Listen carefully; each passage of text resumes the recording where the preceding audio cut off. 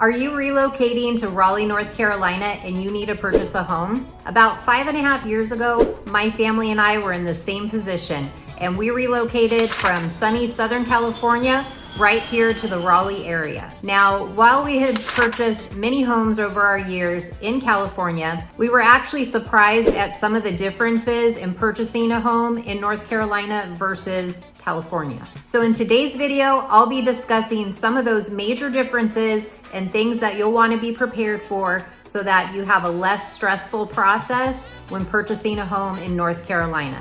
If you want to know more of that information, stay tuned because we're at it next.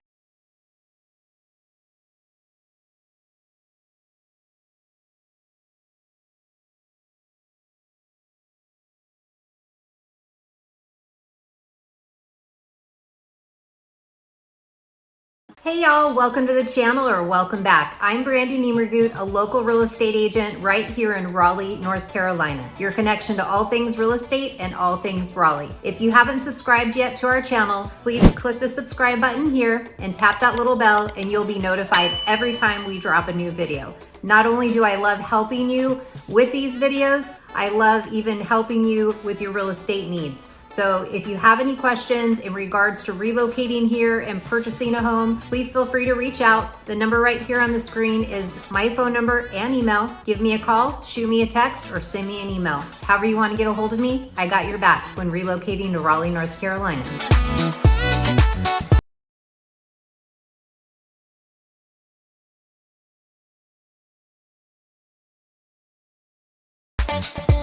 Okay, so we're just gonna jump right on in. And the first thing that we're gonna talk about is buyer beware. Now in North Carolina, it is a seller state. The property is being sold as is. The seller does not have to negotiate repairs. And if the price does not come in at appraised value, say it is appraised below actual market value, the seller does not have to negotiate the price lower. Now, of course, you're gonna wanna talk to your real estate agent and have them go to bat for you as far as, negotiating repairs or a price adjustment, but just be aware, the seller does not have to negotiate. The contract also states that there is no loan contingency as well as that appraisal contingency. So you wanna make sure you have enough time to consult a lender and that you have been properly pre-qualified and there is enough time to know that you are okay with the type of loan that you're gonna get before you sign that fully executed contract and submit your offer to the seller. And again, because there is no appraisal contingency, you wanna make sure that your real estate agent is running the comps, that you feel confident about the value. And if you are overpaying for the home and you're prepared for that you have discussed your strategy and that you have the cash to pay the difference, because again, the seller does not have to renegotiate that price lower. If you are offering X amount over, they are gonna expect that you are gonna be able to pay that difference if it does not appraise. Now that brings me to the second item here, which is due diligence. Now you heard me say due diligence, you're probably like, what the heck is due diligence? Now in California, they have earnest money deposit, but in North Carolina, we not only have earnest money deposit, but we also have due diligence.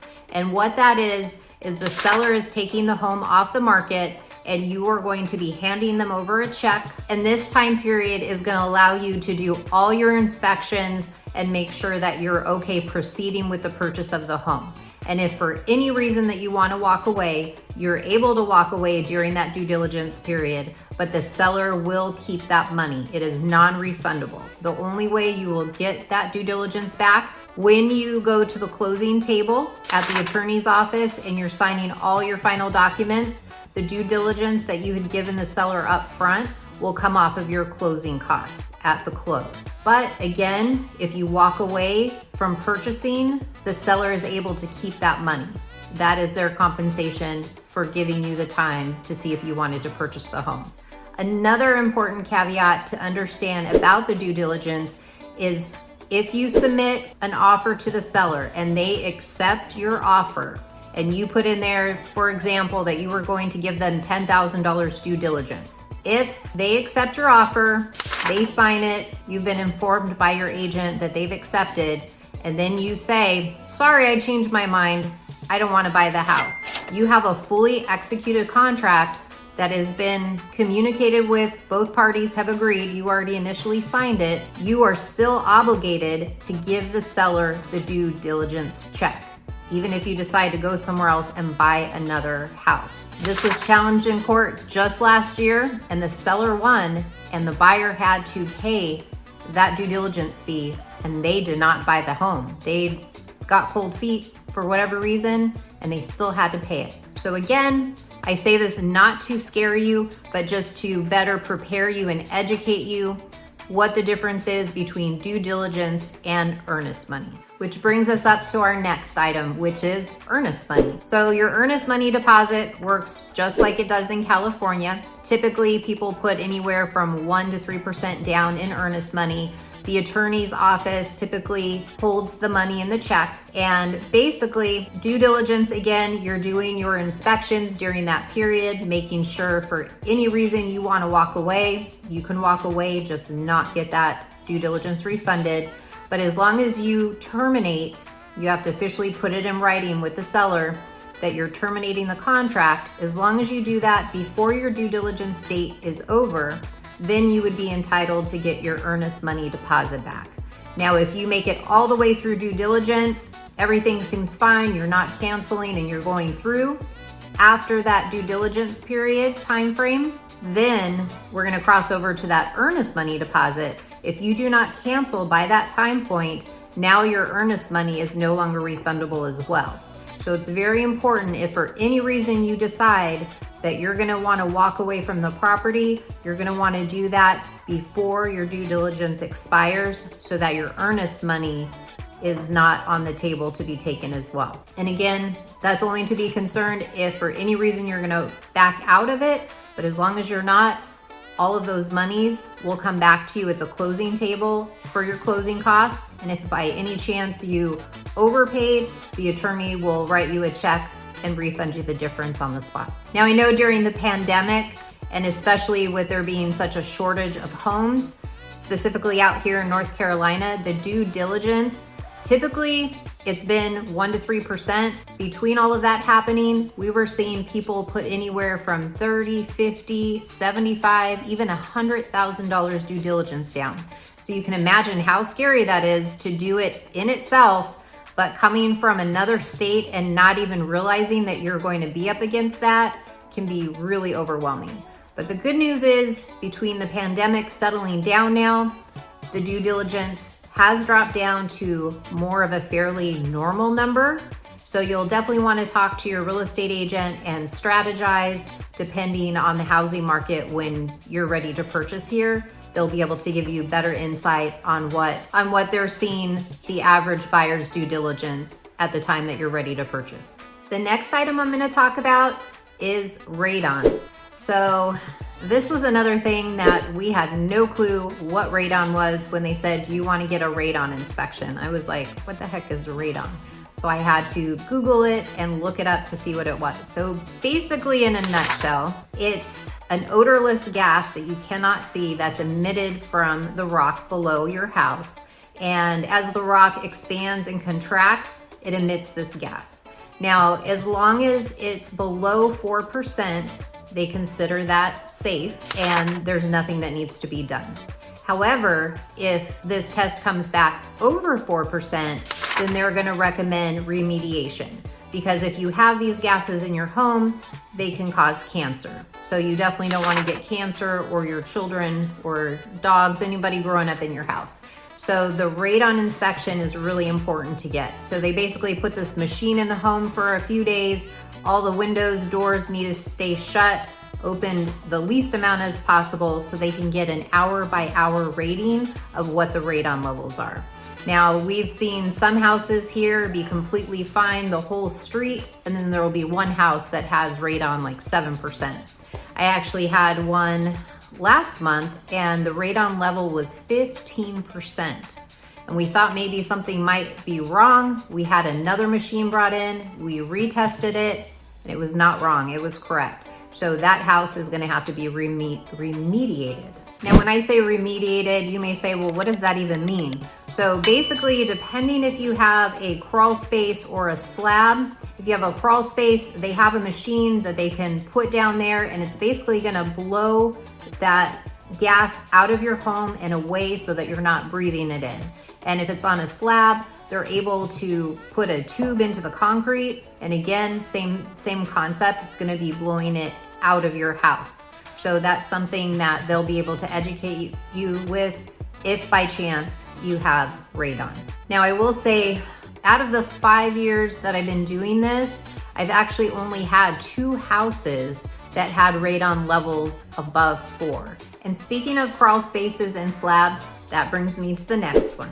Now, both a crawl space and a slab have pros and cons.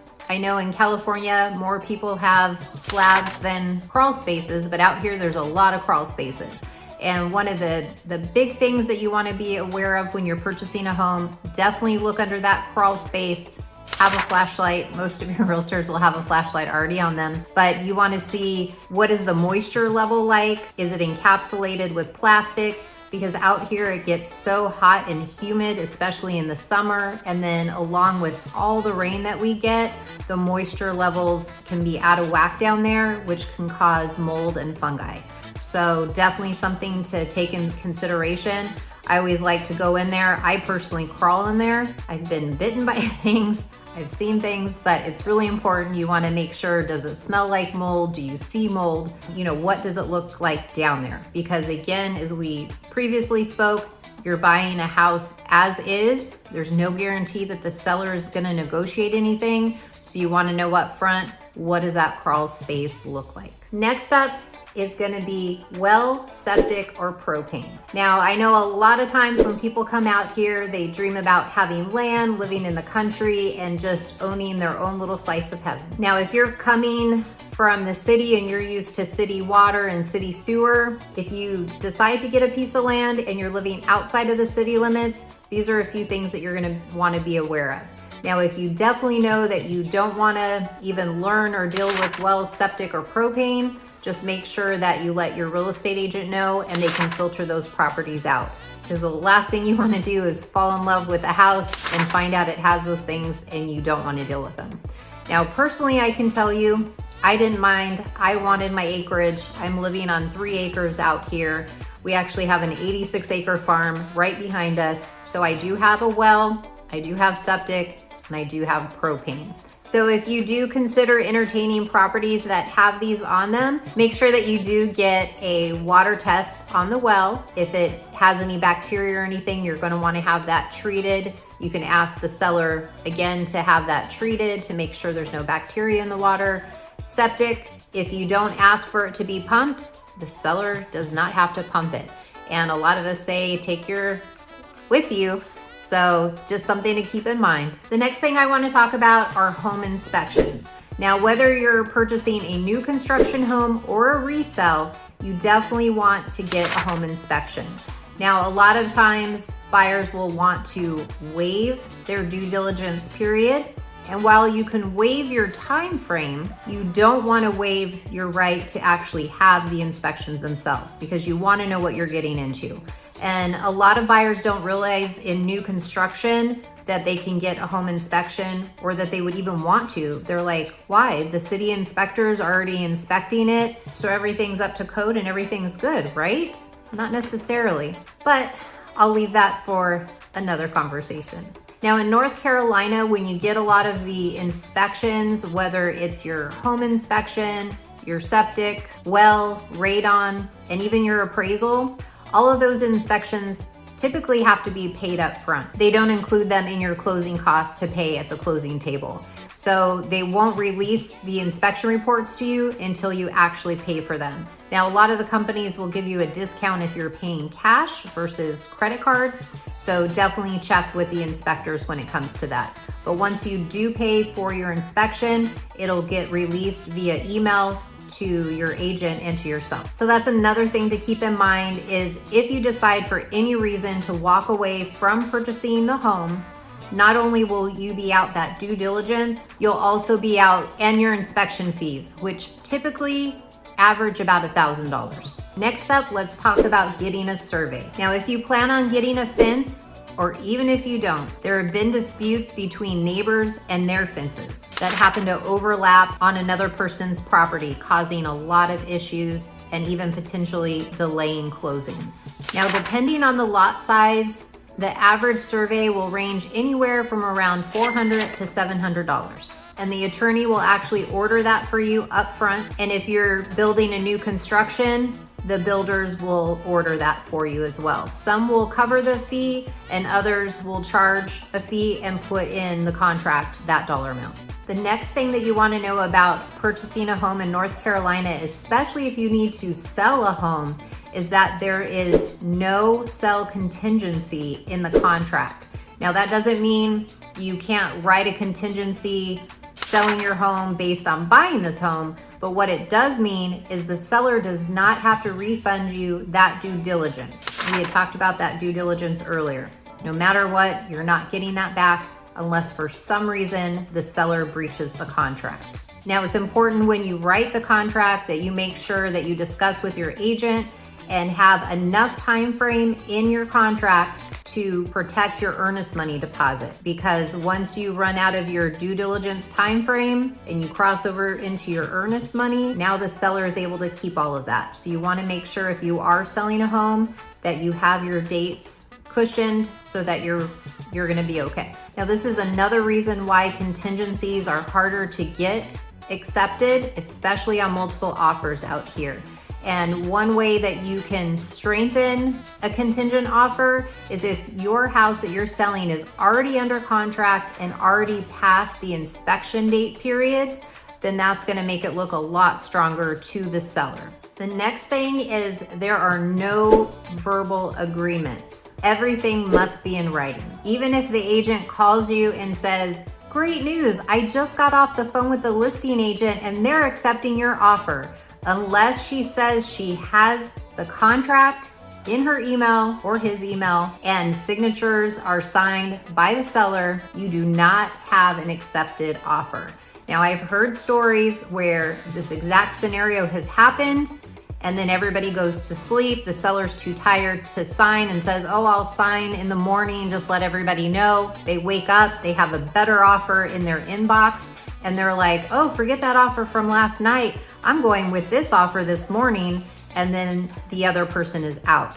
So another tip is to get those signatures no matter what time of night it is. I will stay up till midnight to get seller signatures to make sure the deal is sealed, because there are no verbal agreements or acceptance in North Carolina. Now, this next one really surprised me, and that's the fact in North Carolina, the seller does not need to disclose if someone died on the property. This one really surprised me because in California, I was used to seeing, seller died peacefully in the home or something to that effect. But here, even if there is a murder crime scene, they don't have to disclose that. That was pretty shocking to me. Next up is HOAs. Now, there's a lot of communities out here that have HOAs or restrictive covenants. If you plan on running a personal business out of your home, or you have a company truck, van, or car with a company logo, make sure in the HOA or restrictive covenants that that's not going to be an issue. This also goes for certain breeds of dogs, or if you're planning on, say you're like, "Oh, I want to have country living and I want to have chickens, goats, cows, and sheep," make sure what it says in there, because some communities will allow it while others won't. So just because you have 1, 3, 5 acres of land doesn't automatically mean that you'll be able to have livestock on your property. So if that's important to you, definitely check out those covenants. The next item is going to be roads. Now, there's going to be some roads that are publicly maintained while others are privately maintained.